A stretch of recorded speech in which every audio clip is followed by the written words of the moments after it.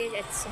Hello everyone, তোমরা সবাই কেমন আছো? আশা করি ভালো আছো, আর আমিও ভালো আছি। তো আজকে আমি চলে এসেছি কলকাতায় শ্রী স্বামীনারায়ণ মন্দিরে।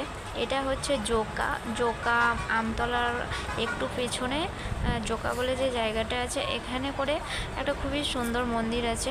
তো আমি এই মন্দিরটা আজকে চলে এসেছি। তো মন্দিরের ভেতরে তো মোবাইল নিয়ে প্রবেশ করা নিষেধ আছে, তো তার জন্য আমি বাইরে থেকে ক্যামেরা করে নিলাম, ভিডিওটা বানিয়ে, যাতে তোমরাও দেখতে পারো আর মন্দিরটা কোথায় আছে। তোমাদের যদি আসার ইচ্ছে হয় তো তোমরাও আসতে পারো। কিন্তু ব্যাপারটা হচ্ছে কি, ভেতরে কি বলবো, এত সুন্দর দৃশ্য আছে, মনে হচ্ছে যে সত্যি সত্যি মায়ের গর্ভ থেকে বেরোলাম। এত সুন্দর দৃশ্য যে দেখলে মন ভরে যাবে।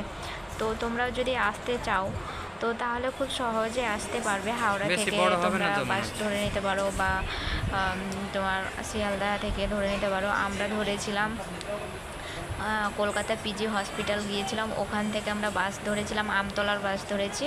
তো আমতলার বাস ধরে তারপরে ওখানে বেশি দূর যেতে হয়নি, আমতলার সামনের স্টপটা চলে যাচ্ছে, তার পেছনের স্টপে আমরা নেমে গিয়েছিলাম। তো রাস্তার ধারে আছে, এটা পৈলান পড়ছে, তো তোমরা দেখতে পারবে রাস্তার ধারে আছে মন্দিরটা। তোমার খোলার টাইম হচ্ছে সকাল 6টা থেকে শুরু করে 12টার মধ্যে খোলা থাকছে, 12টা পর্যন্ত। আবার 12টা থেকে আবার 2 ঘন্টা বন্ধ থাকার পর আবার 4টায় খুলে 4টা থেকে রাত 8টা পর্যন্ত খোলা থাকে।